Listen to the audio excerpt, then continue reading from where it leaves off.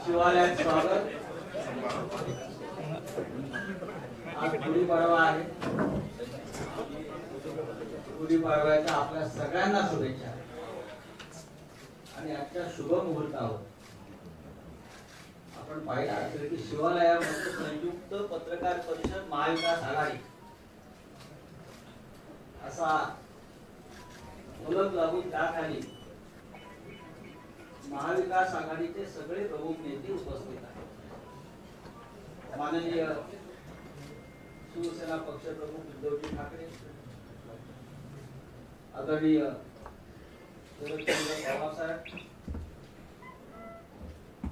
काँग्रेस पक्षाचे प्रदेशाध्यक्ष नानासाहेब पटोले, पृथ्वीराज चव्हाण, बाळासाहेब, माननीय शिवसेना पक्षप्रमुख उद्धवजी ठाकरे, आदरणीय शरदचंद्र पवार साहेब, काँग्रेस पक्षाचे प्रदेशाध्यक्ष नानासाहेब पटोले, पृथ्वीराज चव्हाण, बाळासाहेब थोरात, राष्ट्रवादी काँग्रेसचे प्रदेशाध्यक्ष जयंतराव पाटील, एका पक्षाचे शेतकरी कामगार पक्षाचे भाई जयंतराव पाटील, समाजवादी पार्टीचे आमदार रईस शेख, आम आदमी पक्षाचे धनंजय शिंदे, मार्क्सवादी कम्युनिस्ट पार्टीचे कॉम्रेड उदय नारकर, समाजवादी गणराज्य पार्टी आमदार कपिल पाटील, भारतीय कम्युनिस्ट पक्ष पार्टी कॉम्रेड सुभाष लांडे यांच्यासह अनेक प्रमुख नेते अनेक पक्षाचे इथे उपस्थित आहेत। आणि आपण पाहत असाल वातावरण जे आपण पाहता आजच्या दिवशी गुढीपाडव्याच्या दिवशी हे आनंद अत्यंत प्रसन्न आणि आनंददायक आहे। नाना पटोले मान हलवतात आमचे प्रेमानं। सगळे काँग्रेसचे प्रमुख नेत्यांच्या चेहऱ्यावर हास्य, आमचे मित्र सहकारी पवारसाहेब सुद्धा अत्यंत प्रसन्न मुद्रेने आपल्याकडे पाहत आहेत। सर्वप्रथम शिवालयामध्ये पत्रकार परिषद घेण्यास सगळ्यांनी मान्यता दिली, त्याबद्दल आपला सगळ्यांचा आभार आहे। आणि आपण या वास्तूमध्ये प्रथम येत आहे म्हणून मी शिवसेनेतर्फे जो महाविकास आघाडीचा एक महत्त्वाचा घटक आहे, मी फक्त आपलं स्वागत करण्यासाठी मिलिंद नार्वेकर आपल्याला विनंती करतो, पार्टी सचिव, आणि माननीय उद्धव साहेबांना विनंती करतो, माननीय पवार साहेबांना आपण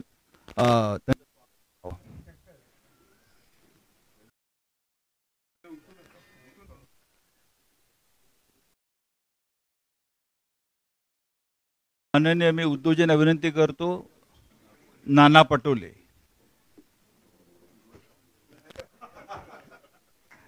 आणि मी पक्ष सचिव मिलिंद नार्वेकरांना विनंती करतो की मंचावरील पृथ्वीराज देशमुख, चव्हाण, ते बाबा मठ, बाळासाहेब थोरात, रईस शेख,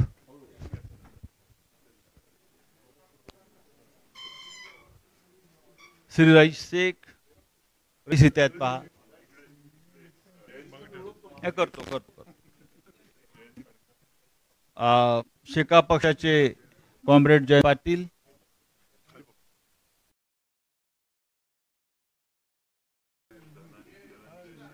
धनंजय शिंदे,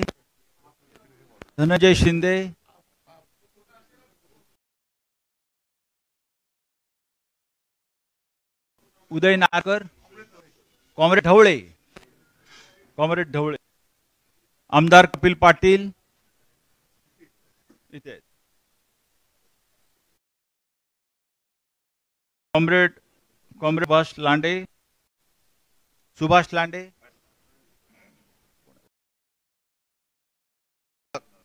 उदय नारकर झालं,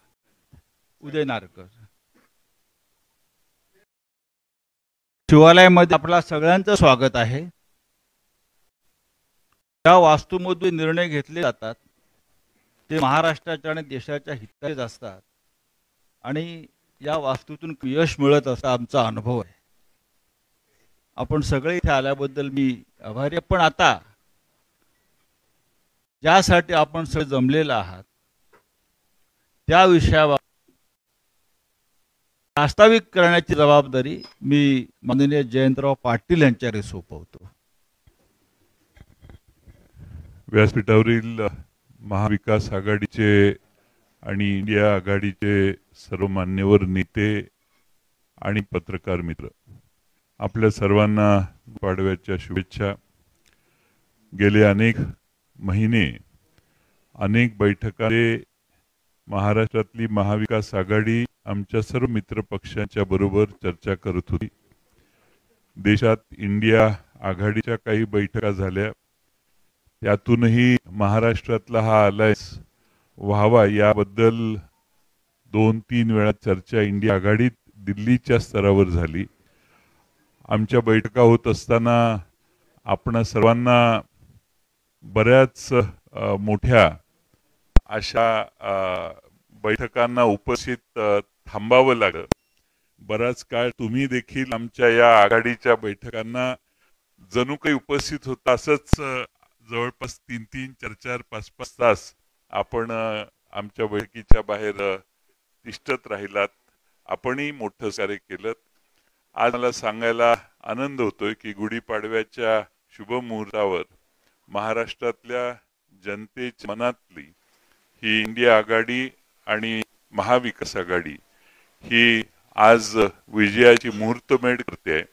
आणि आम्ही सगळ्यांनी एकत्रित येऊन गेले काही दिवस ज्या चर्चा केल्या त्याला पूर्ण विराम देऊन पूर्ण ताकदीनं सर्व घटक पक्ष एकत्रित येऊन आजपासून या निवडणुकीच्या प्रचाराच्या शुभारंभापासून सगळ्याच गोष्टी आजपासून होत आहेत.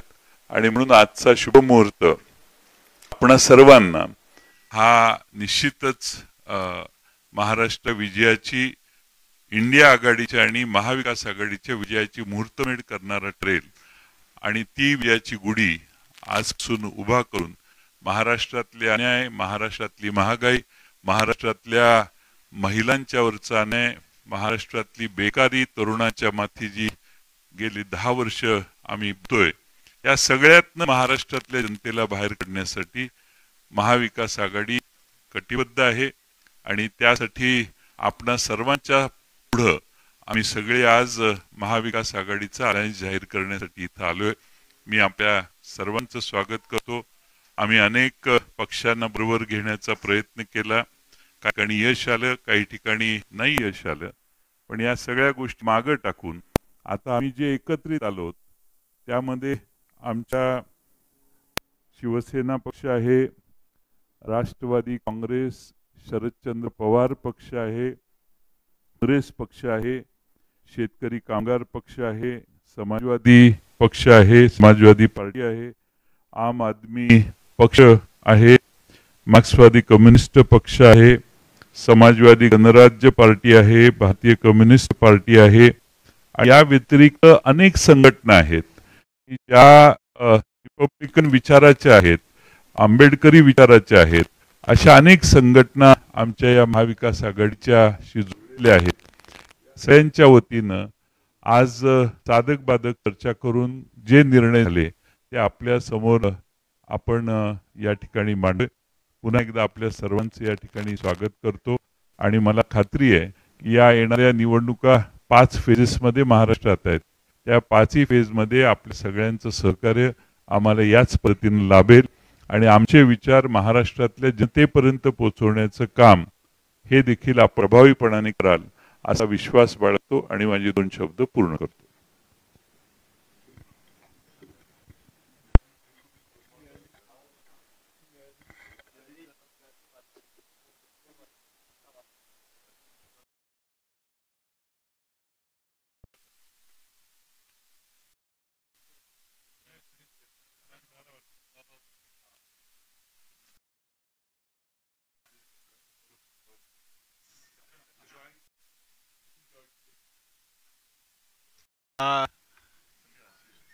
येतोय मी नाही, आपण सत नाही.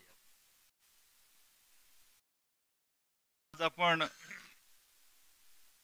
ज्यासाठी आलेला तो आपल्या मनातला मुख्य प्रश्न आहे, जागा वाटप कसं झालंय किंवा आपण किती जागा कुठे लढताय. खरं म्हणजे ही जबाबदारी आम्ही नानाभाऊ पटोले यांच्यावर दिली होती. नानासाहेब, तुम्ही आपलं जे जागा वाटप आहे ते जाहीर करा. नानांचं म्हणणं आहे की ते जबाबदारी त्यांनी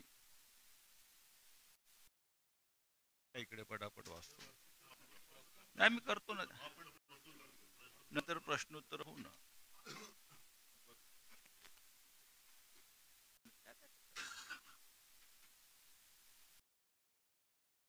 सर्वप्रथम मी काँग्रेस ज्या जागा महाराष्ट्रात महाविकास आघाडी म्हणून लढवते ते मी आपल्या समोर ठेवतो.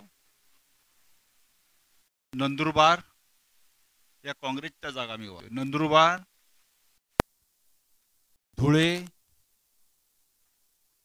अकोला, अमरावती, नागपूर, भंडारा गोंदिया, गडचिरोली चिमूर, चंद्रपूर, नांदेड, जालना, मुंबई नॉर्थ सेंट्रल, उत्तर मध्य, जिथे अनेक वर्ष मर्यादित निवडणुका लढत आहेत तो म्हणजे तुमच्या माहितीसाठी सुनील दत्त होते.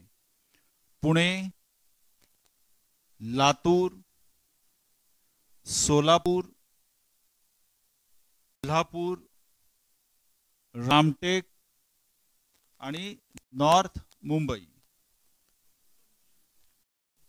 उत्तर मुंबई या 17 जागांवर काँग्रेस लढेल. आता राष्ट्रवादी काँग्रेसची यादी साधारण अशी आहे.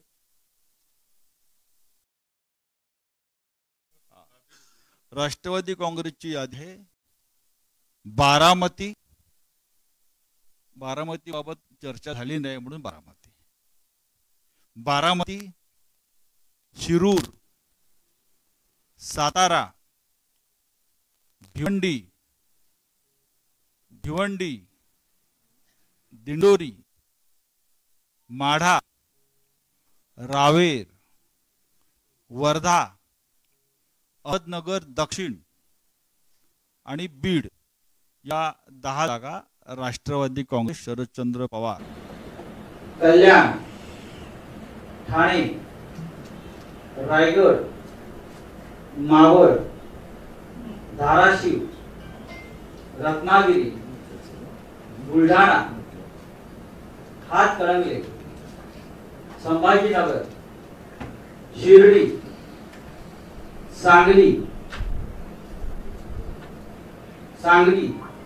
हिंगोली, यवतमाळ, वाशिम,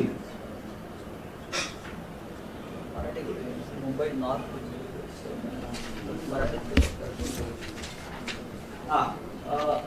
मुंबई नॉर्थ में दक्षिण मध्य, दक्षिण पश्चिम, मुंबई नॉर्थ वेस्ट, उत्तर पश्चिम, मुंबई नॉर्थ वेस्ट, उत्तर पश्चिम, इथे अमोल कीर्तीकर आपले नॉर्थ वेस्ट, मुंबई दक्षिण मध्य, म्हणजे मुंबई साउथ सेंट्रल, नंतर मुंबई दक्षिण, मुंबई साउथ, या साधारण 21 जागा शिवसेना आणि मुंबई ईशान्य या 21 जागा शिवसेना.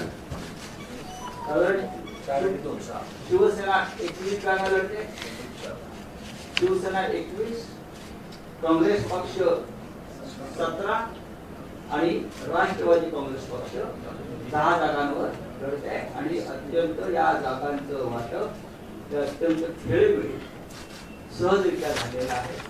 आणि या 43 जागांवर कशा प्रकारे या संदर्भात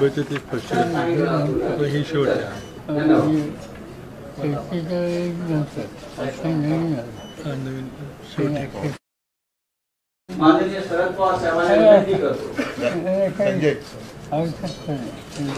प्रश्नोत्तर काय असेल, जर आपल्याला काही संवाद साधायचा असेल प्रमुख नेत्यांशी तर आपण सुरू करा. सांगलीचा आवाज दिलेला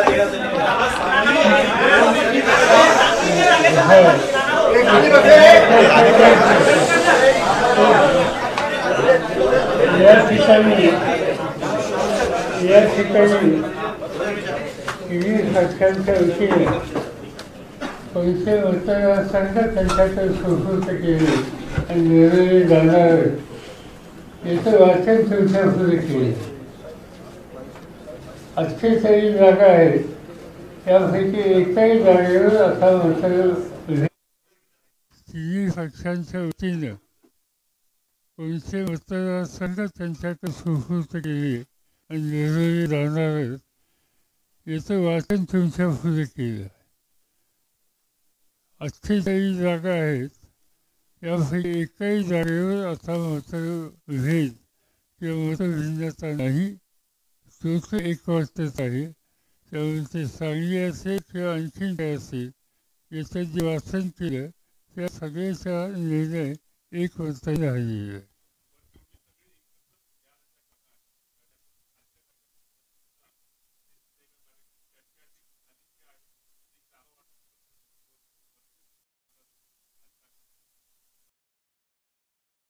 पहिल्या प्रथम नव्या वर्षाच्या आपल्याला सर्वांना शुभेच्छा देतो आणि आपल्या माध्यमातून महाराष्ट्रातीलच नव्हे तर संपूर्ण देशाच्या जनतेला हे नवीन वर्ष अत्यंत सुखाचं, समृद्धीचं, आनंदाचं आणि हुकुमशाही नष्ट होण्याचं जावो या शुभेच्छा देतो. जिंकण्याची तयारी सुरू करावी लागते आणि तो क्षण आता आज आलेला आहे. सर्वांच्या मनातल्या शंकांना आजच्या या पत्रकार परिषदेतून उत्तरं मिळाली असतील आणि आपण जो काही विचार करता की खालच्या पातळीवरती वगैरे असं काही नसतं. इच्छा ही सगळ्यांची असते, महत्वाकांक्षाही असते, त्याच्याबद्दल काही तो गुन्हा नाही, अपराध नाही. मात्र परत सांगतो की जिंकण्याचं एक मोठं उद्दिष्ट डोळ्यासमोर ठेवल्यानंतर एका क्षणानंतर या सगळ्या महत्वाकांक्षांना आणि इच्छेला आवर घालून आपण कशासाठी आणि कोणासाठी लढतोय ते डोळ्यासमोर ठेवून लढावं लागतं आणि जिंकावं लागतं. म्हणून आता कोणाच्याही मनात कोणतेही प्रश्न राहिलेले नाहीत. सगळेजण जोमाने कामाला लागलेले आहेत आणि आपल्यासमोर येण्याच्या आधी आणि नंतर सुद्धा आम्ही आता महाविकास आघाडीचा एकत्रित कार्यक्रम कसा असेल त्याबाबत चर्चा करून त्याच्याही तारखा जाहीर केल्या जातील. 7 जागावरील उमेदवार घोषित करणं बाकी आहे, तर कधी केलं जाते उर्वरित? कारण राष्ट्रवादी आणि काँग्रेस आता शिवसेना ज्या 21 जागा लढते त्या 21 मी उमेदवार जाहीर केलेले आहेत. काँग्रेस आणि राष्ट्रवादी त्यांना ज्या वेळेला वाटेल 1-2 दिवसात ते जाहीर करतील.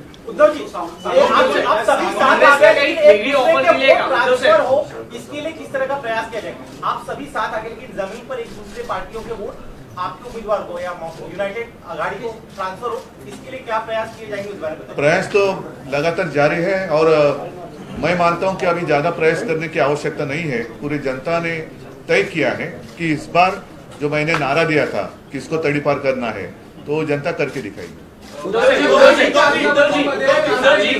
सांगलीच्या जागे बदल्यामध्ये काँग्रेसला काही वेगळी ऑफर देण्यात आली आहे अशी देखील चर्चा आहे. विशाल पाटील ते इच्छुक आहेत, त्यांना आम्ही जेवढं ठरले ते सांगितलेलं आहे, कारण लपून ठेवण्यासारखं काहीच नाहीये.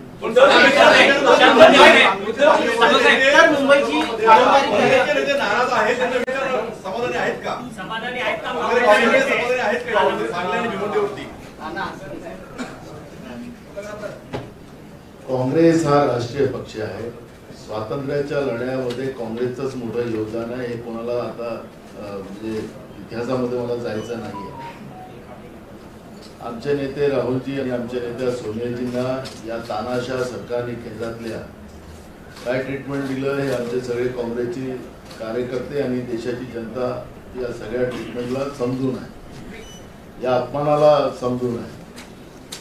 सोनियाजींची तब्येत चांगली नसताना सुद्धा त्यांना ईडीच्या ऑफिसमध्ये तासोनतास बसवून ठेवलेलं आहे. हा देशातला काँग्रेसचा कार्यकर्ता आणि देशातली जनता विसरलेली नाही आहे. आणि म्हणून या तानाशा प्रवृत्तीच्या विरोधात जी लढाई काँग्रेसने सुरू केलेली आहे त्याच्यामध्ये जे आमचं इंडिया आघाडी आहे, आमचं राज्यामध्ये महाविकास आघाडी आहे, जागा वाटपाचा हा तिढा जो आहे हा जो आम्ही आज संपुष्टात आणलेला आहे, मोठं मन करून आमच्याही कार्यकर्त्यांनी देशामध्ये भाजपचं सरकार आणि नरेंद्र मोदीचं सरकार हे सत्तेतून बाहेर काढण्याच्या दृष्टिकोनातला एक प्रयत्न आम्ही सुरू केलेला आहे. आणि महाविकास आघाडी म्हणून महाराष्ट्रातून भाजपचं पानिपत करणं, त्याला सत्तेच्या बाहेर काढणं आणि राज्याच्या जनतेला, कारण की आज राज्यातलं जे सरकार आहे भ्रष्टाचारी सरकार आहे, केंद्रातलं सरकार हे भ्रष्टाचारी सरकार आहे.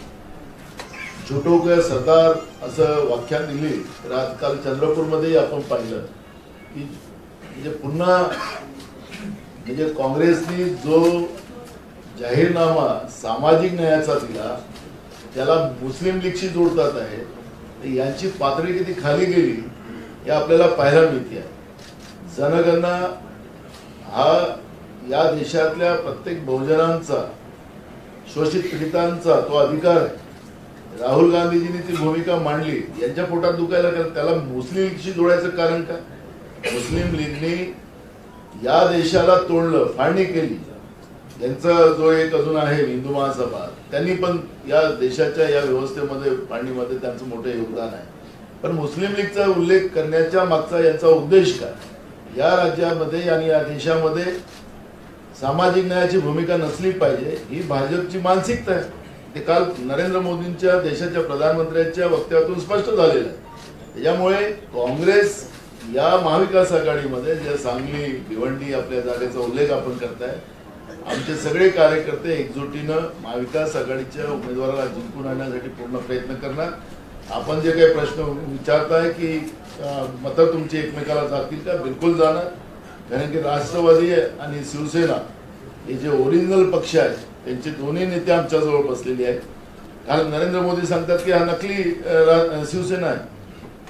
बाळासाहेब ठाकरेंच्या निर्माण केलेला हा जो शिवसेना आहे त्याच शिवसेनेला नकली शिवसेना म्हणायचं आणि केंद्रीय तपास यंत्रणेचा दुरुपयोग करून, सत्तेचा दुरुपयोग करून शिवसेनेला जे तोडलं गेलं, राष्ट्रवादीला तोडलं गेलं, एक राष्ट्रवादीचे कार्यकर्ते किंवा शिवसेनेचे ओरिजिनल कार्यकर्ते हे विसरणार नाहीये.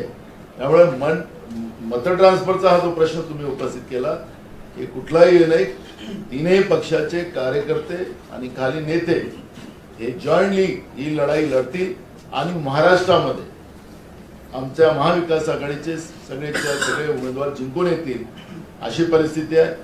आज पहिल्या फेजमध्ये ज्या 5 लोकसभेच्या निवडणुका होतात त्या 5ही महाविकास आघाडी म्हणून आम्ही जिंकणार अशी परिस्थिती आज विदर्भामध्ये आहे. 30 लाट पूर्ण महाराष्ट्रामध्ये आपल्याला पाहायला मिळते. लोकांनी निवडणूक हातात घेतलेली आहे, जनतेने निवडणूक हातात घेतलेली आहे. काल तर तिथं पैसे देऊन लोक आणली चंद्रपूरला, लोक नरेंद्र मोदींचं भाषण सुरू झालं, लोक उठून चालली होती. ठीक आहे, आपले कॅमेरे तिकडे फिरत नाही, तो भाग वेगळा आहे. पण मी तुम्हाला सांगतो की कालची जी परिस्थिती पाहिली आणि मोदींजींचं जे रटाळ भाषण जे आहे, कायम काँग्रेसला शिवा देणं, मुस्लिमांना शिवा देणं, विभाजनाची वृत्ती ठेवणं, जनतेला काय देणार आहे तुम्ही? महाराष्ट्रामध्ये सगळ्यात जास्त शेतकऱ्यांच्या आत्महत्या होत्या, त्याच्यावर का नाही बोलले? महागाईवर का नाही बोलले? बेरोजगारी का नाही बोलले? गरिबांबद्दल का नाही बोलले? ते प्रश्न त्यांचा विषय नाही. आज देशाच्या प्रधानमंत्र्यांकडून जे काही अपेक्षा होत्या त्या सगळ्या भंग झालेल्या आहेत आणि यांचे उमेदवार नरेंद्र मोदींसाठी कशासाठी? नरेंद्र यांचे सगळे संपलं यांचं काम, ते नरेंद्र मोदीला मतदान करा असं भाषण राज्यातले नेते आणि त्यांचे उमेदवार करतात आहे. जसं अल्लाह के नाम से दे दे बाबा असं वाला जे आहे ना मंत्र, तसंच परिस्थिती चाललेली आहे. पण नरेंद्र मोदींसाठी कशाला, त्यांना मत कशाला लोक करतील महाराष्ट्रात?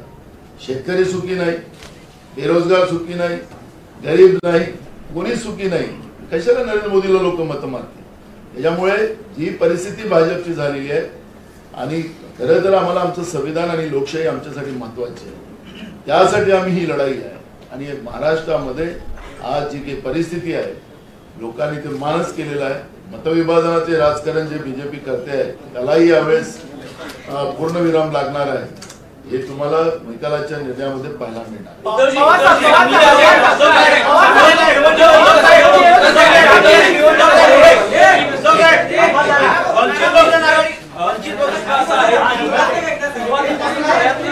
उद्धव वंचित बहुजन आघाडीला सोबत घेण्यासाठी पण जुळलं नाही, तर वंचित बहुजन आघाडी तुमच्या बरोबर नाही याचा किती फटका मतांच्या राजकारणात तुम्हाला बसेल?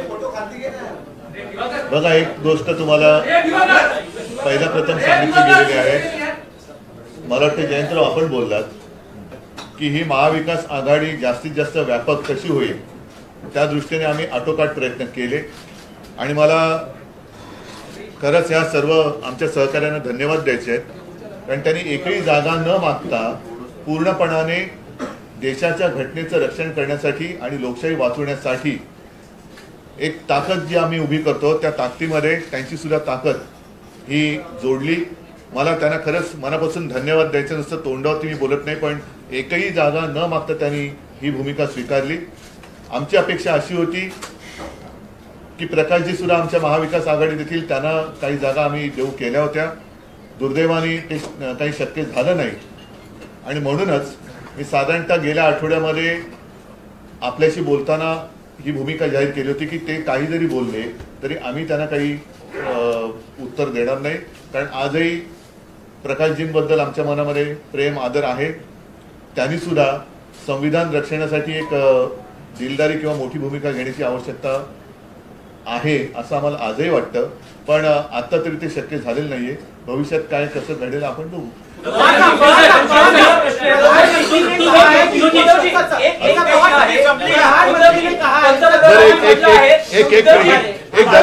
पंतप्रधानांनी म्हटलं आहे की काँग्रेस सोबत उद्धव ठाकरेंची नकली शिवसेना आहे, असली शिवसेना एकनाथ शिंदेची आमच्या सोबत आहे. बघा, काल 3 गोष्टीचं एकत्रित एक योग होता विचित्र.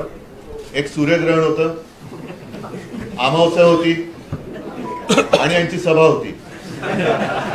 असा योग पहिल्या प्रथम आपल्या देशामध्ये होता. फार विचित्र योग होता, असं सगळे एकत्र येणं. याच्या पुढे मी आपल्या सर्व प्रसार माध्यमांना एक मुद्दा म्हणून सांगणार आहे की काल जे भाषण झालं ते देशाच्या पंतप्रधानांचं नव्हतं. ज्याला शिवसेना प्रमुख कमळाबाई म्हणायचे, साक्षीदार माझ्या बाजूला बसलेत, कारण त्यांनी स्वतःचा अनुभव सांगितलेला आहे. आणि मी त्या पक्षाला भाकड, भेकड, भ्रष्ट जनता पक्ष असं म्हणतो. त्या भाकड किंवा भ्रष्ट जनता पक्षाचे एक नेते नरेंद्र मोदी, कारण निवडणूक प्रचार जर पंतप्रधान एका पक्षाचा करायला लागले तर घटनेवरती हात ठेवून जी आम्ही शपथ घेतो त्या शपथेचा तो भंग होईल. आणि म्हणूनच मला असं वाटतं की कालचं त्यांचं जे भाषण हे भाकड जनता पक्षाच्या एका नेत्याचं होतं, कारण ते अध्यक्ष सुद्धा त्या पक्षाचे नाहीये. आम्ही यापुढे जे त्यांना उत्तर देऊ ते कृपा करून माननीय पंतप्रधानांना उत्तर दिले असं कोणी समजू नये, कारण देशाच्या पंतप्रधानांचा अपमान आमच्याकडनं कदापि होणं शक्य नाही. आमचे राजकीय जे विरोधक आहेत त्याच्यामध्ये हा भेकड जनता पक्ष आहे. भेकड मी एवढ्यासाठी म्हटलं की शासकीय यंत्रणेचा दुरुपयोग करून हे देशभक्त पक्षांना सतवत आहेत, त्यांच्यावरती धाडी टाकतायत, अटका करतायत, धमक्या देत आहेत. यांच्यात ताकद नाही म्हणून मी यांना भेकड म्हटलं. भाकड एवढ्यासाठी म्हटलं कारण यांच्याकडे कोणी नेता निर्माण झालेला नाहीये. आदर्श अशोकरावांचा वेगळा, पण त्या व्यतिरिक्त विचारांचा आदर्श हे देऊ शकलेले नाहीयेत. आणि भ्रष्ट एवढ्यासाठी म्हणतो की संपूर्ण देशातले भ्रष्ट ते तुका मिळवावा आणि भाजपा पक्ष वाढवावा असं त्यांचं धोरण आहे. एनडीए पूर्वी एक ताकदवान एक आघाडी होती, आता हा ठिगळ्यांचा पक्ष झालेला आहे. ठिगळे जोडून ते एनडीए करतायत. नकली सेनेबद्दल म्हणाल तर ज्या वेळेला माननीय हिंदू हृदय सम्राट शिवसेना प्रमुखांनी शिवसेनेची स्थापना केली तेव्हा कदाचित मोदीजी हिमालयात असतील, मला नक्की कल्पना नाही.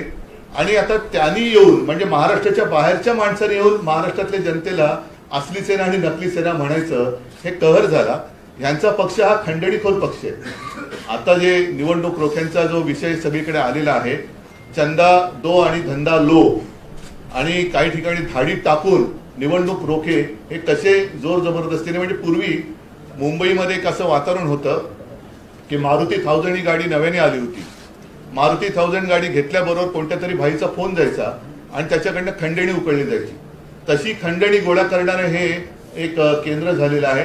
आणि या खंडणीखोर पक्षाचे हे नेते काल येऊन शिवसेनेला नकली ठरवून गेले. त्यांना मला सांगायचे की कृपा करून तुमचा सगळा जो काही इतिहासाचा अभ्यास आहे तो तपासून बघा. 2019 साली तुमच्याच पक्षाचे तत्कालीन अध्यक्ष अमित शाह हे शिवसेना प्रमुखांच्या फोटोसमोर लोटांगण घालायला मातोश्रीत आले होते, तेव्हा सुद्धा मीच होतो. आमची हीच शिवसेना होती. आणि तुम्हाला तो सगळा विसर पडलेला जरी असला तरी महाराष्ट्रातल्या जनतेला तो विसर पडलेला नाही. मला असं वाटतं की खंडणीखोर पक्षाच्या एका नेत्याने शिवसेनेला असं हिणवणं बरोबर नाहीये, कारण यांना शिवसेना सुद्धा गुजरातला पळवायची होती, ती मी पळू दिली नाही, म्हणून त्यांच्यासोबत जो चायनीज माल बसलेला आहे त्याच्यातच त्यांचं ते एक सुख मानतायत, तर त्यांचं सुख त्यांना लख लागू.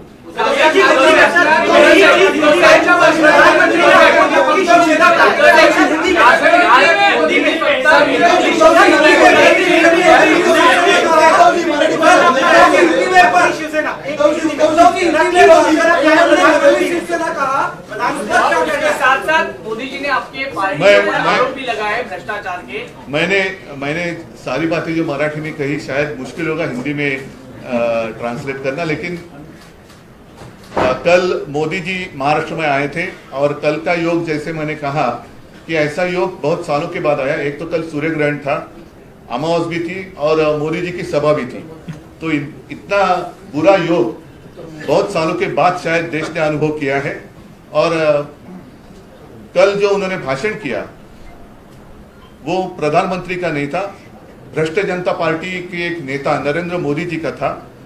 मैंने पहले भी कहा है कि चुनाव अब शुरू हुआ है, चुनाव की तैयारी शुरू हुई है. प्रधानमंत्री अगर एक पार्टी का प्रचार करने लगे तो वो अच्छी बात नहीं है.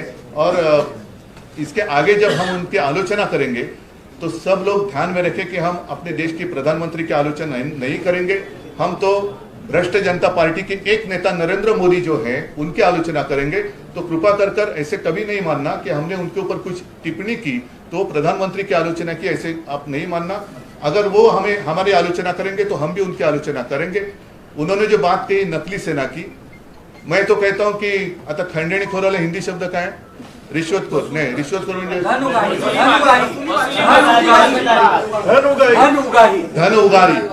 धन उगारी पार्टी के एक नेता नरेंद्र मोदी जी है. सभी लोग जानते हैं कि कुछ दिन पहले इलेक्ट्रल बॉन्ड का जो घोटाला, जो माना जाता है कि पूरी दुनिया का सबसे बड़ा घोटाला या देश का सबसे बड़ा घोटाला है, उस घोटाले का पर्दाफाश जब हुआ तो सब लोगों को पता चला कि कैसे इन लोगों ने, भ्रष्ट जनता पार्टी के लोगों ने डराकर धमकाकर और उनके जो एजेंसीज है ED, CBI, income tax raid करवाकर चंदा लिया है. मतलब चंदा दो और धंधा लो. तो ये तो अभी जो आपने क्या कहा, धन उगाई जो करते हैं, नवीन शब्द है, वसुली पार्टी, वसुली सेना आहे. त्यांच्यासोबत जी आहे ती वसुली सेना आहे. आणि शिवसेना प्रमुख तो कहते थे कि ये कमलाबाई है, और मैंने तो इनका नामकरण जो किया है, क्योंकि बहुत सारे नाम बदली किए हैं उन लोगों ने, तो मैंने भी उनका नाम बदली किया है. मैं तो उनको भ्रष्ट जनता पार्टी कहता हूँ. भाकड़ भेकड़, अब पता नहीं कितने मराठी के शब्द हिंदी में जैसे के वैसे आते हैं, लेकिन जिस तरीके से उनका प्रचार चल रहा है तो उन्होंने आजू बाजू देखना चाहिए था कि कितने लोग, भ्रष्ट लोग उनके आजू बाजू में बैठे हैं. एक वॉशिंग मशीन उन्होंने खोली जरूर है, और एक वॉशिंग पाउडर की एड भी आती थी, दाग अच्छे हैं, याद है ना आपको, दाग अच्छे हैं. तो अच्छे दाग वाले लोग या देखते हैं कि किसके ऊपर दाग है, जिसके ऊपर दाग है वो मोदी जी अपने पार्टी में लेते हैं और उनका सम्मान करते हैं. तो ऐसे रिश्वतखोर और भेकड़ भाकड़ भ्रष्ट जनता पार्टी के नेता अगर मेरी आलोचना करे तो मैं उसकी कोई कीमत नहीं देता.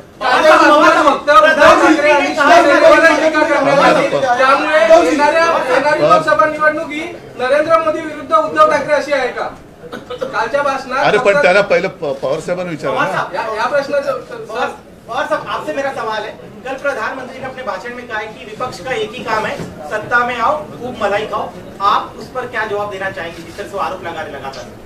नहीं, प्रधानमंत्री ने जो कुछ कहा, प्रधानमंत्री एक इंस्टीट्यूशन है, इंस्टीट्यूशन की इज्जत हम रखते हैं. मगर मैं 1961 से आज तक देख रहा हूँ, कई प्रधानमंत्री मुझे दिखे दूर से नजदीक से. इस इंस्टीट्यूशन की इतनी बेइज्जत नरेंद्र मोदी ने जो की इससे पहले किसी ने नहीं की। और इसलिए जो कुछ बोलते हैं वो इंस्टीट्यूशन की बेइज्जत करने जैसी बात कहते हैं। इज रिस्पॉन्सिबल प्राइम मिनिस्टर कैसे हो सकता है कि अगर उस पद पर रहते हुआ आदमी कैसे हो सकता है, इसका दर्शन उन्होंने किया। उद्धवजी, उत्तर मुंबईची जागा तुम्ही काँग्रेसला सोडलेली आहे, मात्र आपल्याच पक्षाचे विनोद घोसाळकर या ठिकाणी मशालसाठी मतं मागताना पाहायला मिळतं. त्यांच्याचा प्रचार करणार की त्याची समजूत काढलेली आहे की नाही?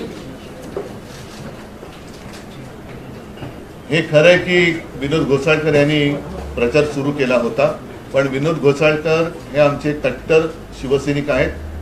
साहजिकच आहे, मध्ये जी जागा वाटपाची चर्चा सुरू होती त्यामध्ये उत्तर मुंबई काँग्रेसने लढावी का शिवसेनेने लढावी याच्याबद्दल आमच्या चर्चा सुरू होती.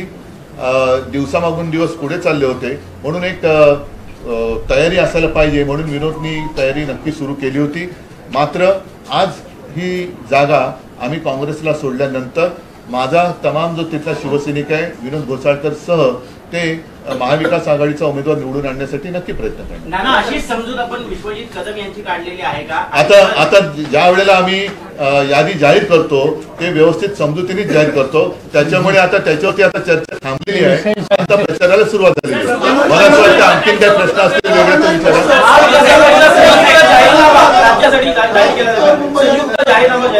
हो, नक्की जाहीर केला जाईल.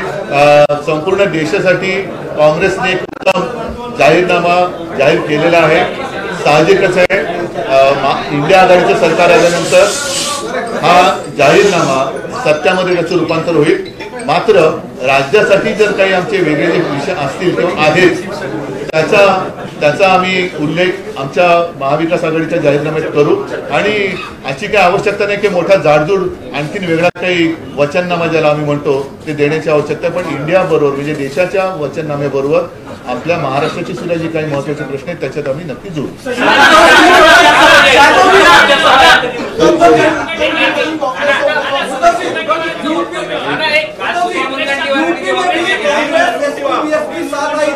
लेकिन वोट ट्रांसफर नहीं हुआ था, क्या आप लोगों के लिए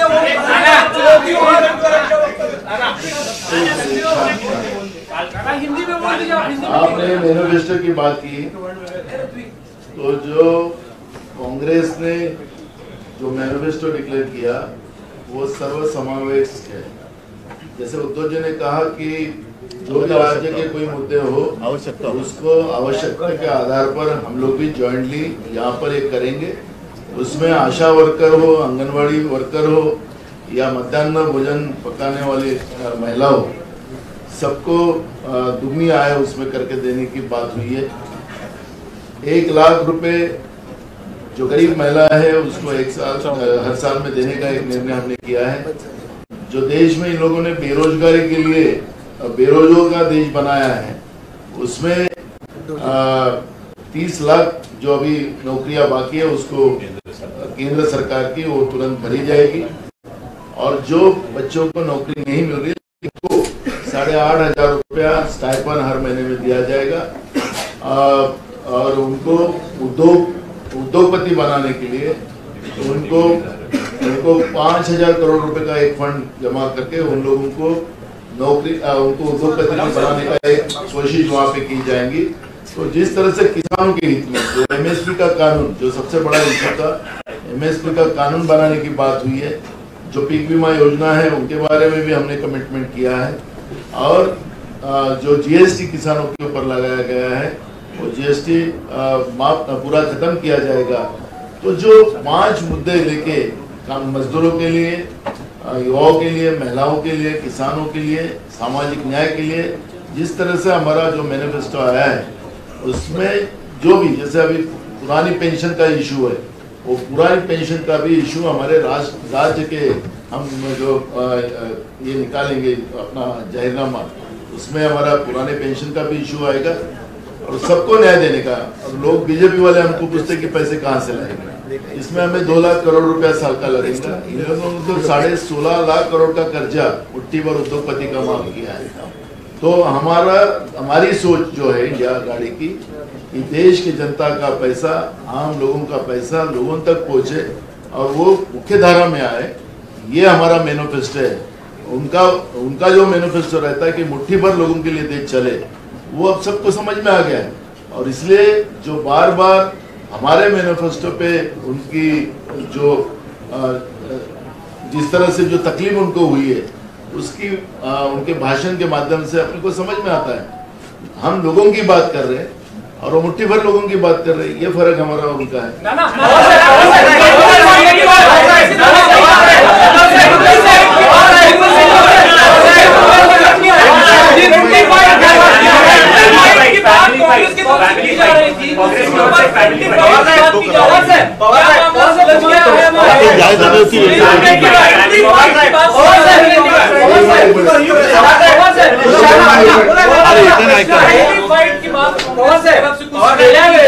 राज ठाकरे हे भाजपसोबत विरोधात होते, क्या मामला प्रत्यक्षपणे नानाजी